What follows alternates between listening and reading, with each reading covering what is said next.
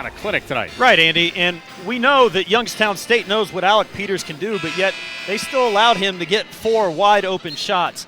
Their defense needs to communicate better and let the rest of the defense know where he is at all times. As you can see, wide open 3 in the corner, nobody guarding him. As he's cutting and moving, you have to pass him off. Here again, inside out, nobody on him. Peters has a knack for finding that open spot. And again, as they move the ball, which has just been clinical, as I said before, another wide open shot. So Youngstown State, know where he is, pass him off, yell shooter, shooter, whatever you need to do. But Valpo. For 3 is Peters, he hits. 3rd possession in a row, Andy, where Valpo has gotten a second chance off of a hustle play, getting first to the floor, getting the ball going out of bounds, and it's been rewarded the past 2 possessions. Youngstown State has to be the first one to get the hustle points this game. Scar. All right, so you're Coach Slocum right now. Yep. And you're on the bench and you see him coaching at the top of your screen. Are you trying to break the last 6:20 down into 2 or 3 minute segments? Well, what you want to do is you want to get something good that you can rely on going into halftime. So as you can see, they've changed to man-to-man here. Nice move by Adekoye, just strong move in the post. So what you want to do is get something you can rely on to come back in the second half. So if it's going to be your man-to-man, really work on that and get a couple wins on that. On offense, switch things up that you get a couple wins in your half-court offense and you can come out with some confidence in the second half. That one puts Morse in the back of the Beagley Center, 52-28. Valpo the lead over Youngstown State here after the end of the first 20 minutes. Andy Mazer along with Chris Sparks talking to you about the Motor City Madness. The Horizon League has gone to the neutral site postseason tournament format, and I think a lot of people are very excited about the fact that it's going to be in one location. We talked about the craziness around Detroit, first of all, and to play games at Joe Louis Arena is going to be pretty cool for these guys. Right, and this is a great move by the Horizon League. It does a couple things. Number one, it gives the fans a uniform place to go to so they don't have to bounce around all the time at home sites, where it really reduces the travel cost. But it also rewards a team that's not going to win the conference tournament. And as we know, as the Horizon League has gotten better and better, there's more teams with opportunities to get an at-large bid. Yeah, absolutely. And a great agreement with follow up those efforts. Yeah, Andy, when you're a young team, you have to find your identity, and that takes a while. As the season progresses, you learn what your backbone is, what the backbone of your team is. And from the past 5 games in the Horizon League for Youngstown State, we've seen that what works for them is scoring and getting the ball up and down the court. And so you need to start kind of leaning that way to getting the ball up and down a little bit more, playing to your strengths and developing that identity as a young team. And they work the back. But we've seen games with Peters will take 5 shots and somebody takes 20. Just lets the game come to him. And that's, as he hits the 3 there again, that shows you how good of a player he is, because the best players, pros, they don't play outside themselves. Alec knows when to take a shot and when not to. He has a great feel for the game. They're going to call a 3-second violation. So a learning point off that possession again, Andy. Valpo is making a concerted effort to get the ball into the post, and when Youngstown's collapsing, they're kicking it out for the 3. You have to know where the shooters are.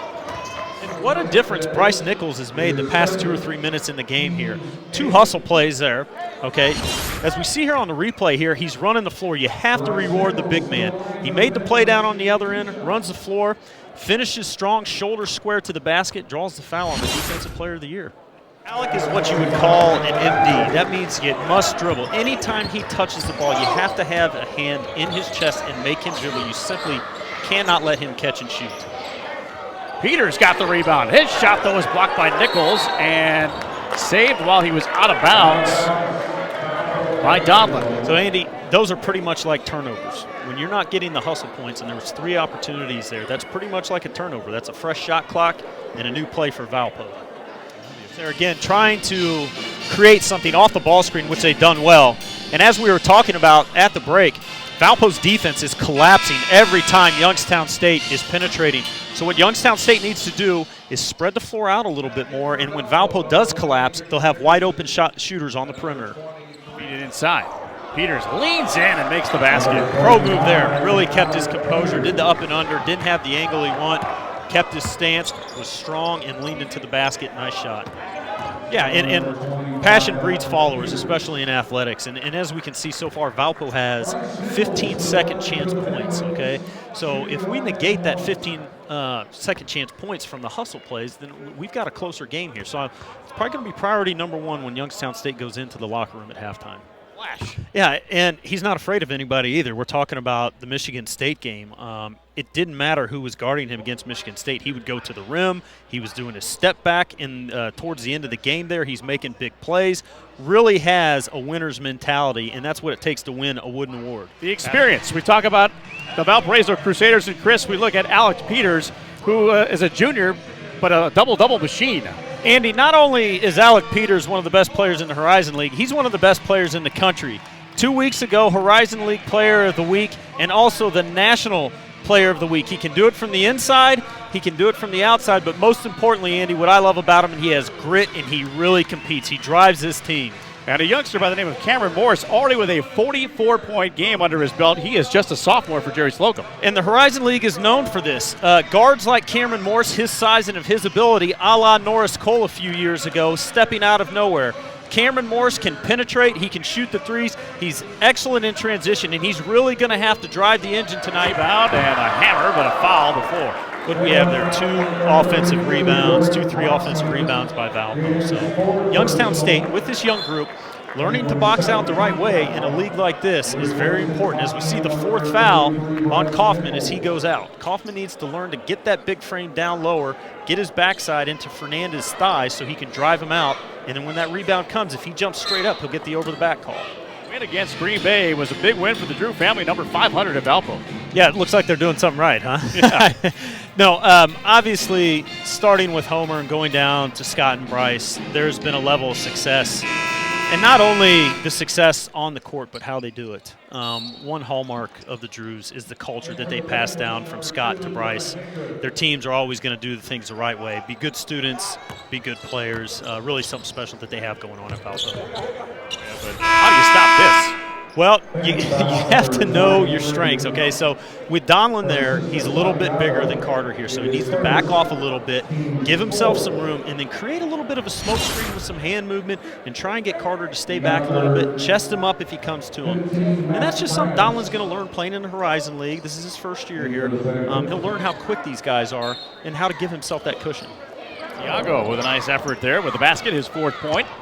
As we hit the 13-minute mark, 69-32, Valpo in front. I really like Santiago. He competes. I mean, he was first-team All-State at Cleveland St. Ignatius. And, you know, Coach Slocum's done a good job of getting guys in here that are winners at the high school level and were All-State players at the high school level as well. Right. So him and his family took an unofficial visit here, and they offered him on the spot. And that's a combination of a couple things. Number one, Coach Slocum and his staff recognizing the talent that he has, but also developing it. And like we were talking about at the intro, that the Horizon League is so well coached and yet is such a high talent level.